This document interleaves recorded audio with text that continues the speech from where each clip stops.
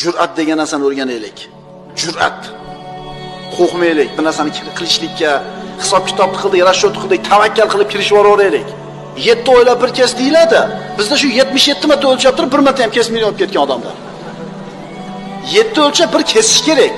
O'lchashda maqsad nima edi? Kesishida. Qarang.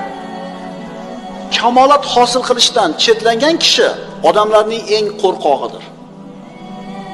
Biznes qilyapmiz, sport bilan shug'ullanyapmiz, ilmga kirishyapmiz, nimadir qilyapmiz. Shunda ikkilanish paydo bo'ladi. Bo'larmikin? Qana bo'lar ekan?